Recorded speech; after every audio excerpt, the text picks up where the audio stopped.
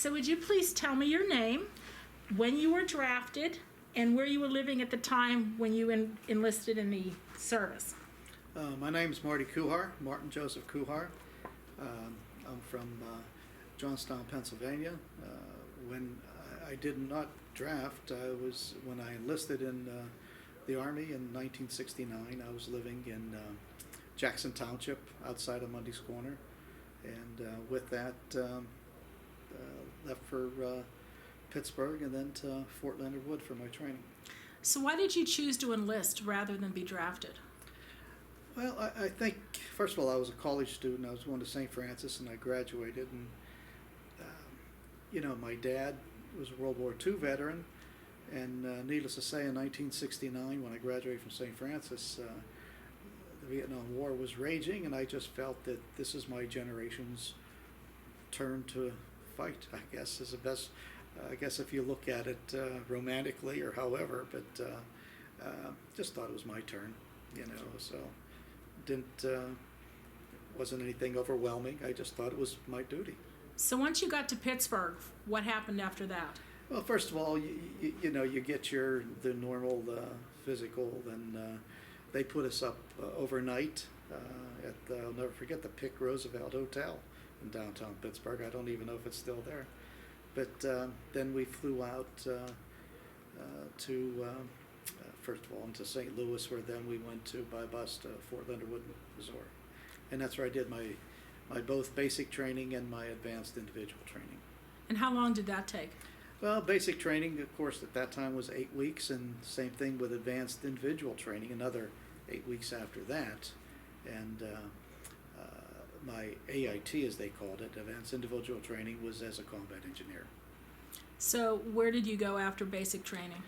After basic and then AIT, of course, where I stayed there, and then from there I got a short leave, and then I was scheduled to go to Officers Candidate School at Fort Belvoir, Virginia, and that's when I did in January of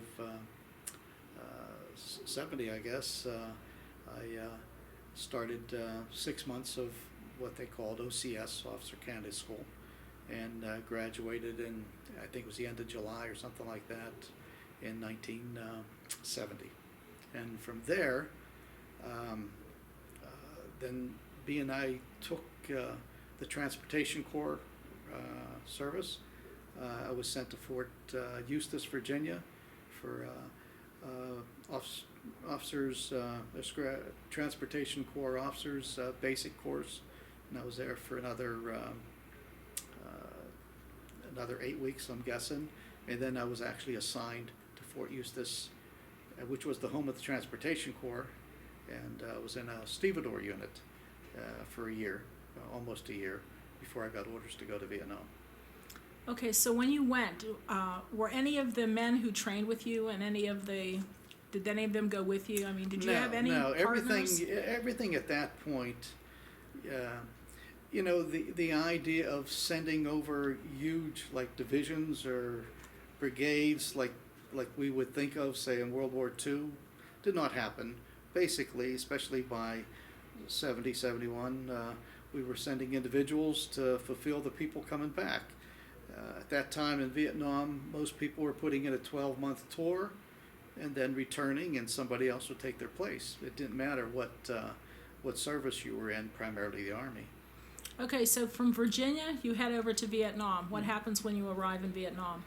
Well, first you arrive at Tan Son Nhut Air Base, the main place in Saigon at that time, and then you're there for a couple days while they figure out where they're going to send you. And in my case, I was going up north to Da Nang, and so those of us going north put us on a C-130, and we landed in Da Nang Air Base, and then from there I was picked up. I remember by the adjutant of a Transportation Corps battalion, and took me to battalion headquarters. And from there I was assigned at first as an assistant S4 logistic officer in a transportation battalion, and I was there for about 2 months, and then they needed a lieutenant in a heavy boat company, So then I was transferred from the battalion staff down to, at that time I was the executive officer of a heavy boat company, 329th Heavy Boat, and that's where I would remain for the rest of my tour. So what did you do there? I mean, did you handle logistics or? Pretty much, the heavy boat company, keep in mind, the 329th had 11 what we call utility boats. If you think of, they were large, they were 150 feet long. They could carry 350 tons. And primarily, if you think of the boats that go onto the shore and the front ends go down, for roll on and roll off. And we had 11 of those, but in general, in most cases, we only usually had 7 running. So with that, we would haul supplies, ammunition, whatever, or bring back retrograde, we call it wrecked equipment, back to Da Nang area, primarily to the Deepwater Pier. And so with that, primarily we were on the coast of Vietnam, going primarily from Da Nang up to whether Chu Lai or Tam Kỳ or Phu Bai. And each boat had a skipper and a head mechanic, and they had supposed to have a crew of 11. Most cases the crews were about 7 at the most, and they lived on their boats, of course. The first sergeant, myself, and the supply sergeant and the unit clerk, we pretty much were on the shore, and we were pretty much, our orderly room was a wrecked vehicle, so that's where we kept the records, and we slept on one of the, we called them dead boats, one that wasn't running. So in many ways it was sort of being we were out on our own behind Tenshaw Air Base, or Naval Base rather. The only people that really wore uniforms was myself as the company commander and the first sergeant, because we had to go to battalion headquarters for meetings and that. But in general, the crews, the men's, pretty much wore shorts, and whether they had shirts on or not. So it was pretty much. So talk a little bit about the weather over there. Very hot, very hot, but it's like anything, you get Year used round? to it. In our case, what I saw, yes, but a lot of rains also. In fact, one of the times I was there, we had a major typhoon that wrecked quite a bit of things, and so other than that, but it's not like here 4 seasons, certainly, Any exposure to direct combat at any time? No, we were pretty much combat service support. Now, needless to say, sometimes, like anybody that's in a war zone, people do shoot at you from the time to time, but it's not like I was an infantryman, in the jungle, that type of thing. No, not at all. It was more of you had your security, and everybody did what they had to do, and if any time, sometimes the boats would be under mortar attack or something like that, but nothing major. Believe me, nothing major. So let's talk a little bit more about the living conditions. And so you're kind of not a frontline unit, obviously. Right. You're a support unit. Sure. So what are you doing in off time? How did you entertain yourselves? And well, keep in mind where we were off. We weren't part of a base or anything like that. You just. Were you near a town? Did you interact with yes. any? Did you interact with any of the local people? Oh, sure, you do, but you don't, if you know what I mean. Keep in mind that, like our main base was Camp Baxter, and there, of course, by the time I became company commander, I had to go there, if not daily, every other day for a meeting with the battalion headquarters or turn in paperwork or whatever it may be. So thus, you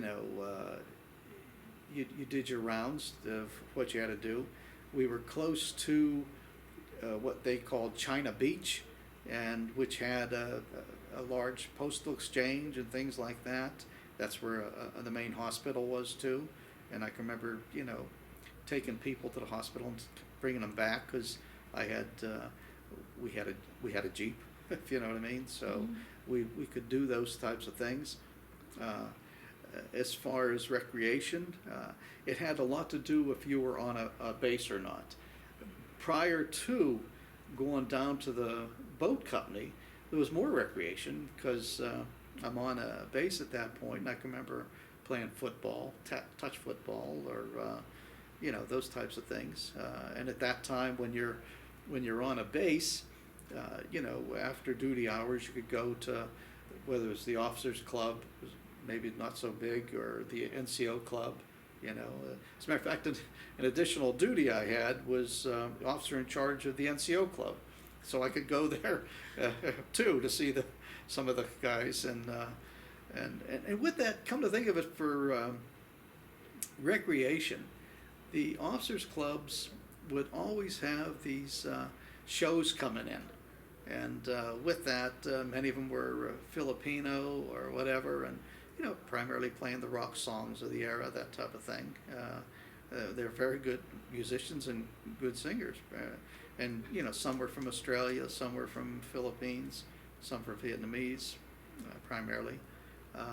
Any of the big USO shows, like when Bob Hope would come? Sure did. As a matter of fact, believe it or not, for Christmas of '71, or that time frame, sometime in December, I got a memo from battalion headquarters that get a couple of trucks together with your guys and go to this huge field, and the Bob Hope show's there, and you have to keep so many back for security, okay? And we did, of course, and I'll never forget. I'm told there was about 15,000 of us in this huge field that was sort of like a hill, and of course they had set up a stage for Bob Hope and his, all the other entertainers, and it's pouring down rain. So what you saw is 15,000 men with ponchos and a helmet, soaking wet, but it was very exciting, needless to say. As a kid from Twin Rocks, or Mundy's Corner, needless to say, I never thought I'd see Bob Hope and all the other entertainers. I think Jim Neighbors, was on it, and the usuals, all the dancing girls, and Les Brown and his orchestra, the usual people, the Les Brown. And with that, about 2 months later, excuse me, I couldn't go because I had another assignment, but the Sammy Davis Jr. Had a show there also, and but that's pretty much what I do know of shows. But recreation, I'm not sure there is recreation, but I'm sure you find it. A lot of guys, I'm sure, played cards and stuff like that. Did you ever get to travel around in Asia at all? Like, did you ever get a chance to exactly. go to Tokyo? Well, come to think of it, if you're there, you get what they call R&R. Mm-hmm.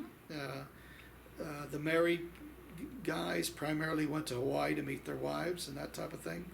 For us, single guys, we never knew. We just put in for it. And you either got Bangkok, Thailand, or Sydney, Australia, or Taipei, Taiwan. And as it turns out, that's where I ended up going for a week, at Taipei in Taiwan. Wow. Very beautiful, just a beautiful city to begin with. And so another one of our sergeants and I got there for a week. Have you ever gone back? No. No? Not, at least not to Taipei, Taiwan, or Vietnam. No, Okay. Not really. So. Let's talk a little bit about, you said you were in charge, so you had some management responsibilities. Sure. Any problems with subordinates or any? Well, I think in general, people we had, you know, they liked what they were doing, so there wasn't it wasn't really a problem at all. And think of it, here I am, a young lieutenant, but each boat had a warrant officer as a skipper and a warrant officer as a chief engineer. And these warrant officers, especially the skippers, were basically brought back into the military. They were World War II veterans, okay? And most of them were Navy people, because the boats we were using were actually naval boats turned over to the Army, okay? So, for example,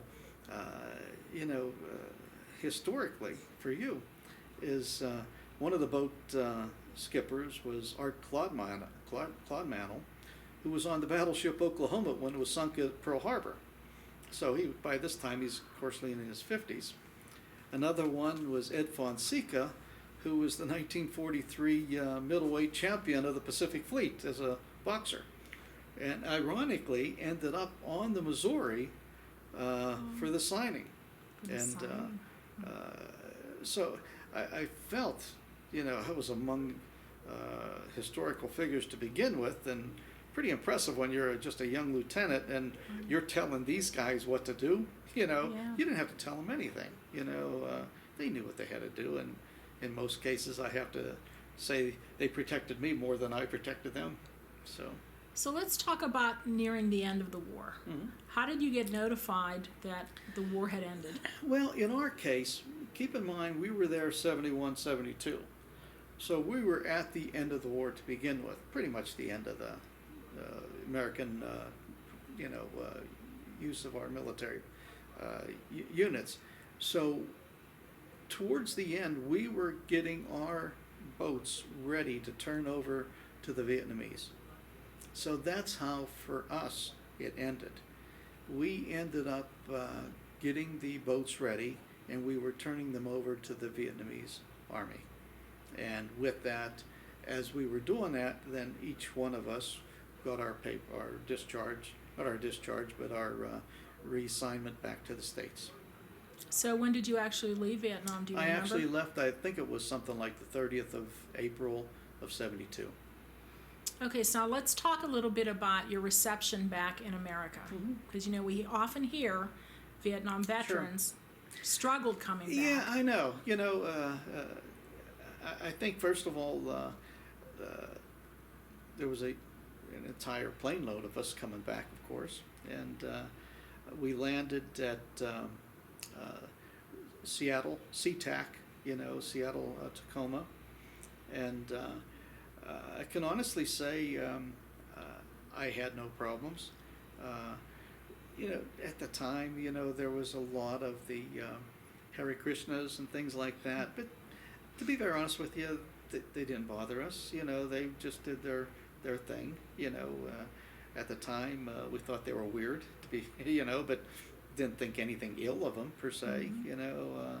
So with that, we just, in my case, we got off the plane, and all of us were put on military buses and taken up to Fort Lewis, which was close to Seattle, and we were there for 3 or 4 days, to get out of the service, and with that, we then were given tickets home, and in my case, of course, back to Pittsburgh, and my parents picked me up, and so on and so forth. So how did you find life in the area as a veteran after you came back? Well, coming from this area, when I say this area, the Johnstown, Pennsylvania area, it's a very conservative / military oriented area to begin with. Like I always tell, when I was a kid in Twin Rocks, seems like everybody's dad was a World War II veteran and he worked in the mines.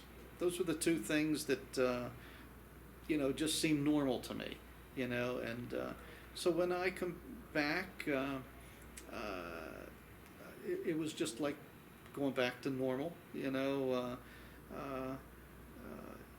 my case, I then you know, I wanted to get out, but at the same time, I liked the military. So immediately I joined the National Guard, you know, with that, and at the same time, I had the GI Bill, so I went back for my master's degree, and then eventually I taught for a couple years, and then ironically I went back in the military full time.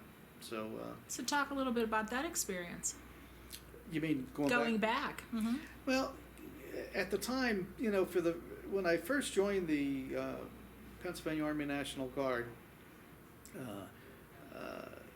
by this time I'm still a first lieutenant, and ironically, about a month later, we got activated for flooding in the eastern part of the state, Hurricane Agnes at that time. So we're there in Wilkes-Barre and places like that for about 3 or 4 weeks, I can't remember, and at the time, this one company didn't have a lieutenant, so that's where I ended up. And then the battalion commander asked if I would stay with that unit. It was out of Ridgeway, and then eventually I became the company commander there. And then we had a reorganization, and we lost the Johnstown units lost that Ridgeway unit, so I was brought back to Johnstown and given command of another company in Johnstown, Pennsylvania Army National Guard. And then for about 3 or 4 years, I was just a regular guardsman, you know, 1 weekend a month type thing, and while I was going to school and at that time teaching. And then in, I think it was 81, they needed to put people on active duty within the Army National Guard. And and I already had 3 active duty years, and by this time I'm now a captain. How old are you at this time?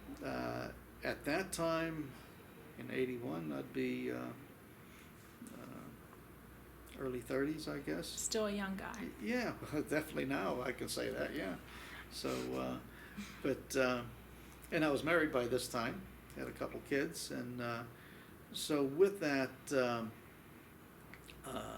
I became active duty, and what they called it was the AGR program, which they still have, it, Active Guard Reserve. So every military unit has 1 or 2 people that are on active duty, but they're active duty for the Guard, if you know what I mean. It's not like they can send you anywhere. It's you are active duty for them.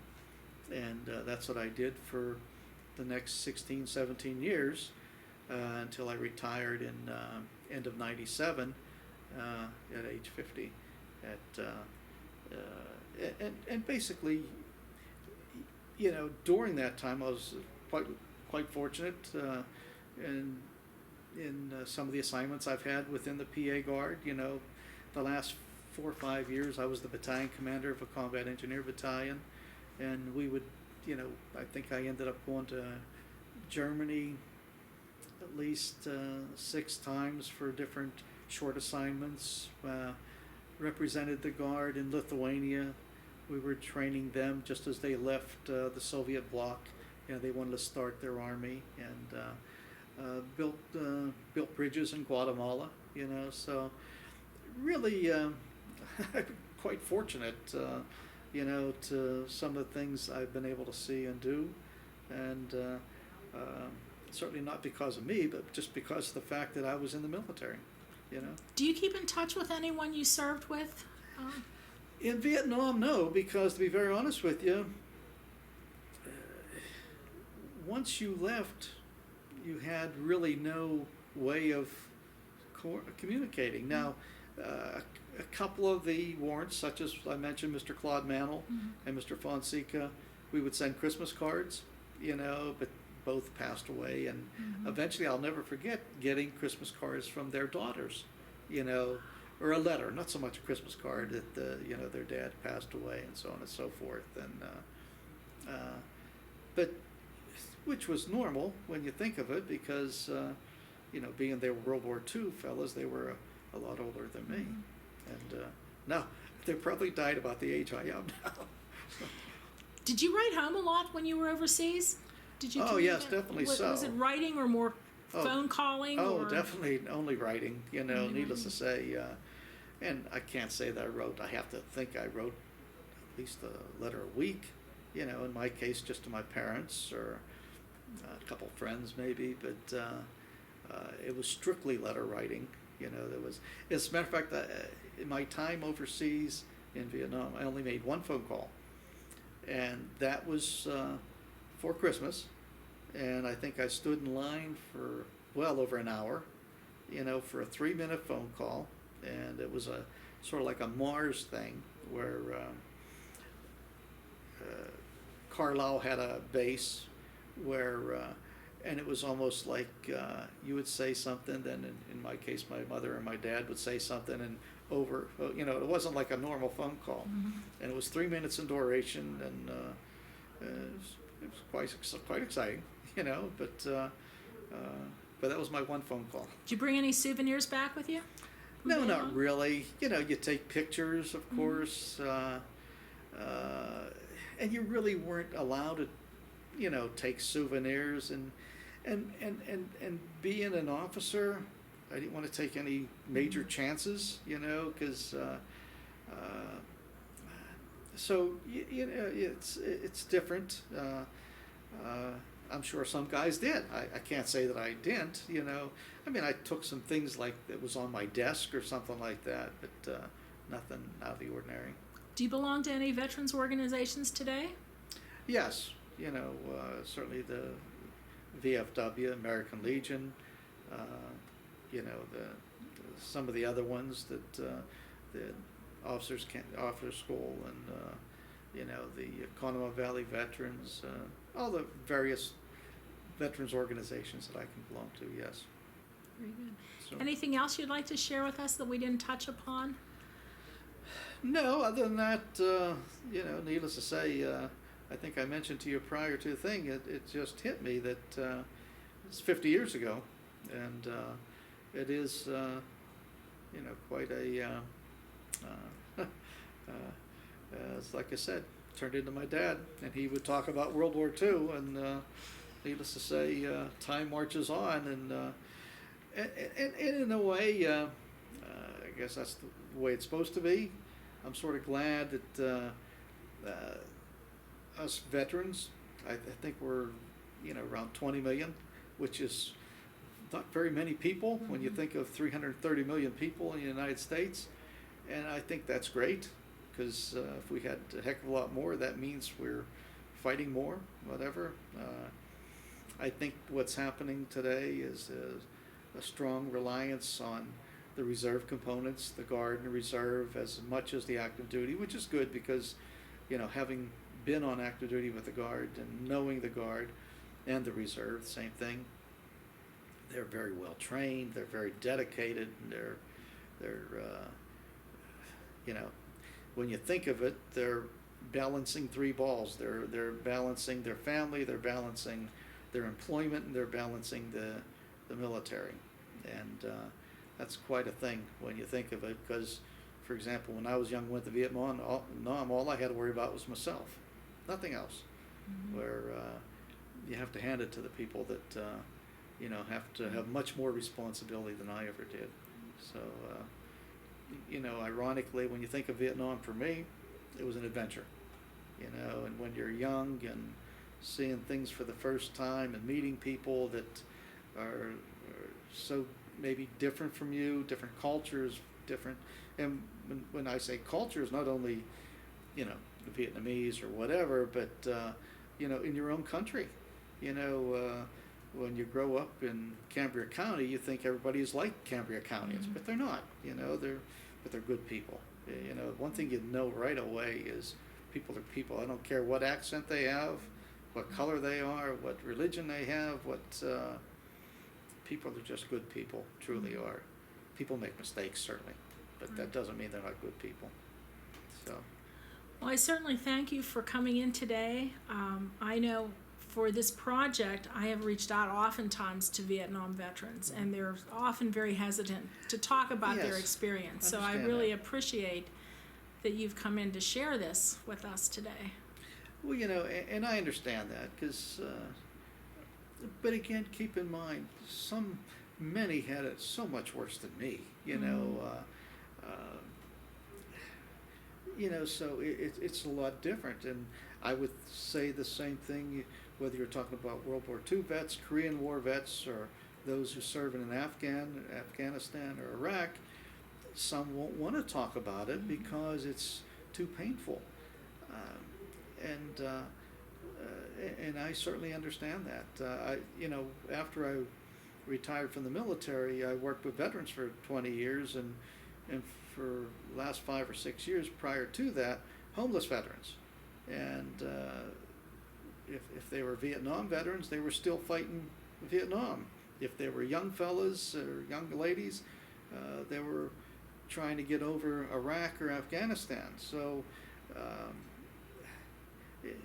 there's no one size fits all, and everybody has their own way of dealing with, what their experiences are. And that's why it's so important for the public to understand that people who put on a uniform, not everybody comes out like a movie. Okay, some will struggle the rest of their lives, and it's not easy, but it's easier to see physical scars, but it's very difficult to see emotional scars, and those are the things that family and friends can't even penetrate sometimes. Mm-hmm. So I think that although the vast majority of Vietnam veterans came out just like the World War II veterans and the Korean War veterans, went back to their civilian job or their families and did their normal things, and Vietnam became something years ago type thing. And but other than that, some didn't. So okay. Thank you very much. Oh, thank you. Appreciate it.